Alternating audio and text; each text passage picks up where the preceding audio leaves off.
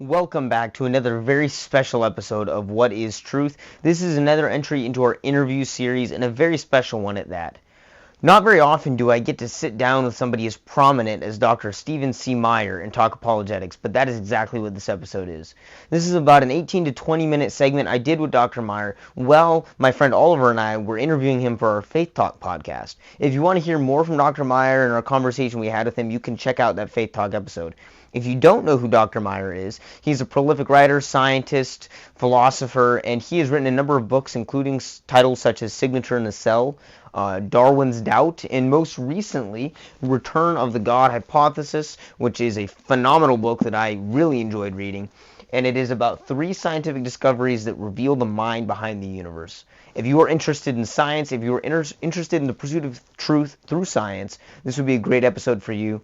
I'm very grateful to Dr. Meyer as well as Emily for making this happen. And without further ado, enjoy my interview with Dr. Stephen C. Meyer.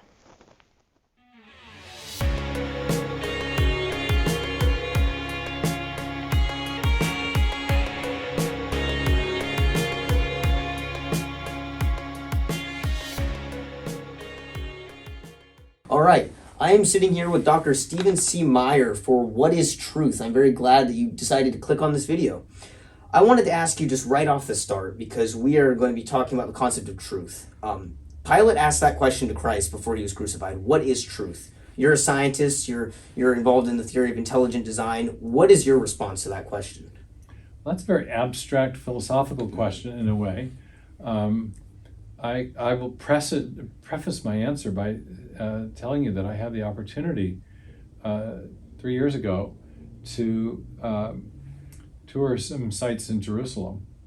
And one of the archaeologists that works with us at Discovery Institute, Titus Kennedy, has worked with, as a PhD supervisor, Shimon Gibson, a prominent Israeli archaeologist, who has found the first century Roman Praetorium in the administrative center in Jerusalem, where he has also found, as part of that find, the bema seat, the judgment seat, where Roman governors at that time would have made pronouncements in trials.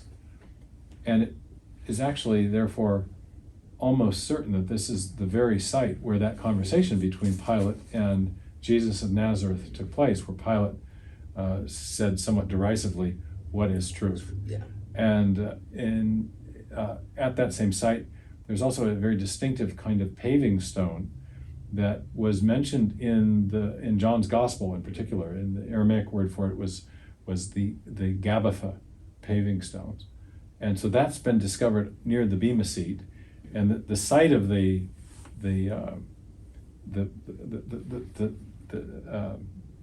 topography of this site is pretty much exactly what you would imagine if you, upon reading the gospel narratives of the trial.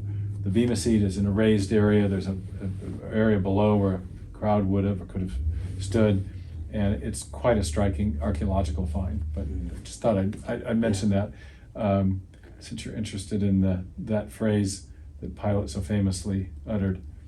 I take a simple correspondence view of truth. A statement is true if and only if what it affirms about reality matches reality. Okay? Mm-hmm. So if a statement is made about trees, and what is said about trees match what is true about trees, then the statement is true. Yeah. If the statement describing the attributes of trees match what the attributes of trees actually are, then the statement is true. It's a simple correspondence view. Yeah. And all of this endeavors like science, and I would argue philosophy, and even in forms of religion, is pursuing truth. You're trying to find what is true about the objective world. And we had talked in another video that I'll link to at the end of this, the idea of science and faith contradicting. When you're a scientist, right, you're trying to find what's true about the world, right? And as a historian, you're looking for what's true about what happened in history. You want to learn things about subjects in the world, and then you want to state things about those subjects that match the attributes or features or reality of those subjects. So you want your theories or your inferences or your hypotheses as you state them, to describe reality, to match reality. That's the object. Yeah, and I think something that's interesting in the world today You want to is, investigate things to learn about them, Mhm. and then you want to state things about what you have learned that match the reality of what you've been studying. Right. And when you're doing that, I've heard a lot of people say, for example, I've heard, well, science is the only path to truth, or even philosophy is the only path to truth.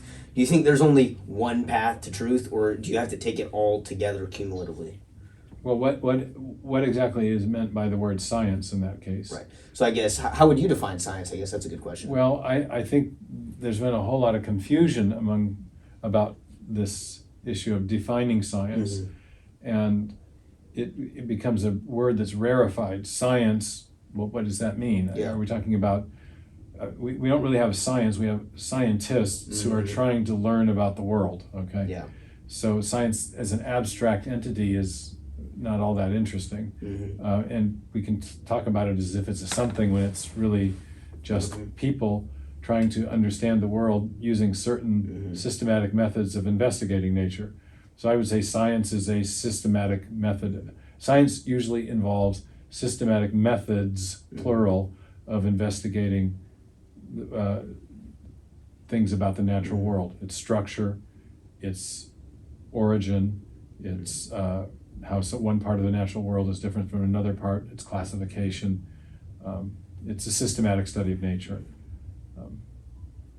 So when we look at science and how far, I guess the question, But classically, the word science means means scientia. It's knowledge. Sure. It means knowledge. So Sure. it's the attempt to acquire knowledge about the natural world. The reason I'm bristling a little bit about this is that there's some mischief done Sure. around the defining of science. So people will say intelligent design is not scientific.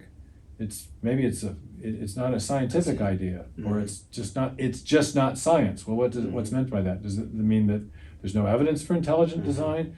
Well, that's not what's meant. No, what's meant is that there's some abstract definition of science by which we can evaluate whether an idea is or is not scientific, and your idea, you proponents of intelligent design, does not meet that abstract definition. But the people making these claims rarely explain they rarely tell you what definition of science they are tacitly assuming, and when they do, their definitions do not do the work that they think they can do to disqualify a theory independent of an evaluation of the evidence. For example, many people will say intelligent design isn't science because it invokes an unobservable entity, namely a designing mind that acted a long time ago, and therefore we can't observe it. Well, that sounds superficially plausible, except that Darwinian evolution also invokes unobservable past transitional intermediates that don't show up in the fossil record, and past mutational events that are merely inferred but not seen. And many, many scientific theories infer what can't be seen or observed from what can be seen in order to explain what can be seen. We posit unobservable entities because of the explanatory power they provide if they are in fact real. And so, but the case for intelligent design, indeed the case for God, is no different in principle than that way of reasoning which is very common in science. So we infer an unobservable designing intelligence from what we have observed about the complexity of cells, for example. So anyway, the attempt to settle the debate by saying that is or is not science, I think, is unfruitful. What we really want to know, getting back to your theme, is a given theory true or not? Which theory is more likely to be true, irrespective of how we want to classify the theory? Some people will say, well, that's a metaphysical hypothesis, or that's a philosophical hypothesis, or that's a religious hypothesis, or that's pseudoscience. I'm not really mainly concerned. I think we should not be mainly concerned about classifying ideas or theories, but rather evaluating them to find out whether or not they are most likely to be true, given the other competing hypotheses on offer and the evidence that lies before us. Yeah, that's a lot of clarity because a lot of terms are hard to define these days. But I think it's occurring to me now where the prompt came from because I was listening to a podcast on similar topics to this, and one of the questions submitted by a listener was, "Can you prove Jesus through science?" And the guy on the podcast basically was, "No, you can't, because we're talking about history, not science." Now there are things. First of all, do you agree with that? Well, it's just a very confused question. Again, here's another way of phrasing the question that's equally interesting, as or more interesting. Is there historical evidence for the existence and life, teachings, ministry, death, and resurrection of Jesus of Nazareth?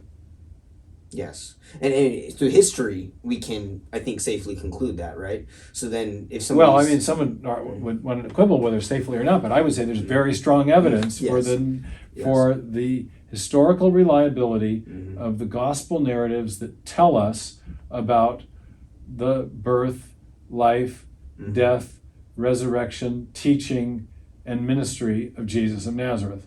There's very good evidence. A very good book on this that's just come out is Excavating the Evidence for Jesus by Dr. Titus Kennedy, the very archaeologist who took me to see the Bema-C. Yes. I mean, for example, did you know that in addition to evidence establishing the very place of the trial of Jesus, we know from extra biblical sources of extra biblical sources of information, evidence outside the Bible, of the key figures, the 6 key figures in the trial of Jesus. The Pilate, for example, is well known from Roman sources, but also from an extraordinary archaeological find in 1961, the famed Pilate stone that was overturned when some construction workers were building a shopping mall in Caesarea Maritima, and they turned it over, and there was an inscription placed on the stone from Pilate in tribute to Tiberius Caesar, placing him in Judea as the governor at the right time, in the right place, under the Roman emperor, attested in the Bible. For example, in Luke's gospel, it tells us that Pilate was the governor of Judea at the time when Tiberius was the emperor. So, and there is the burial crypt of Caiaphas has been discovered with his name on 2 sides under the traditional site of the high priest's home. We have ample evidence of Herod Antipas from coins. Annas, the other high priest, is well known and attested by archaeological finds.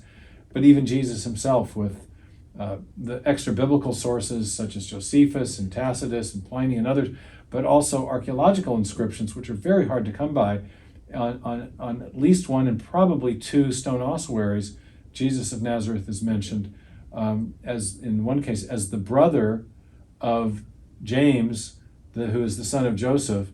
So he's mentioned, the whole family of Jesus is mentioned on an ossuary that appears to be the burial crypt of James, who's mentioned in the New Testament as the half-brother of Jesus. So there's just an extraordinary amount of evidence that when the Caiaphas burial crypt was discovered, I was teaching a course called Reasons for Faith and doing quite a lot on biblical archaeology. And I remember going on quite a lengthy rant in front of my students saying, you have no right to expect this level of corroboration for any document that old, and yet you have all these independent lines of evidence corroborating the gospel narrative, and in particular, the most important part of the gospel narrative, the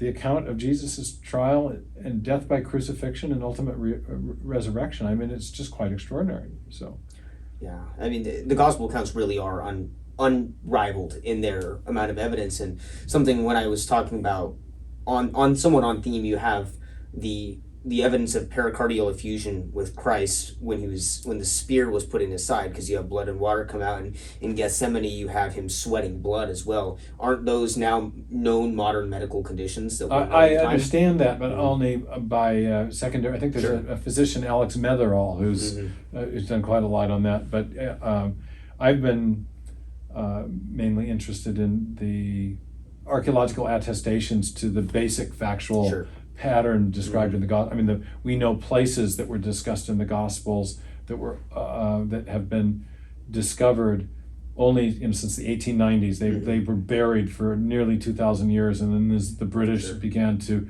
excavate the Holy Land, or sometimes these things would come to light.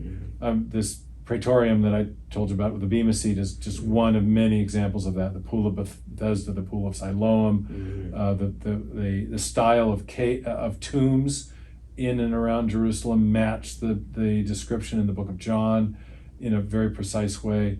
Paul's missionary journeys, which are well attested in the book of Acts, involve him encountering all kinds of Roman officials with very specific types of titles and names, and those people turn up in the archaeological record. So it's just extraordinary. And this external corroboration does not just apply to the New Testament. Every period of biblical history now has extensive extra-biblical documentation and corroboration. So you may reject the Bible's message for many reasons, but it really is no longer plausible to reject it for lack of corroborating evidence. And I think there's also kind of a self-validating nature of much of the biblical witness because of things like the so-called undesigned coincidences argument that has been revived by Tim and Lydia McGrew and Peter Williams, the Cambridge lecturer in New Testament, who's the head of the Tyndale House. So there's just so much there to investigate. So we can only scratch the surface in the short. But it does underscore that that there is truth to be found in investigating these topics, and it is somewhat therefore ironic that Pilate would challenge Jesus of all people to answer that question. But especially since Christ is the one who claimed that he was the truth itself. There is a personification of truth in the life and in the person of Jesus. So, well, like you mentioned, it is short time. There's so much we can go into. And if you want to hear more from Dr. Meyer, we did have a full episode of our Faith Talk podcast on this. You can check that out. It'll be linked at the end. And where can people find you as well? Well, my main recent book is Return of the God Hypothesis, and there's a website there, returnofthegodhypothesis.com.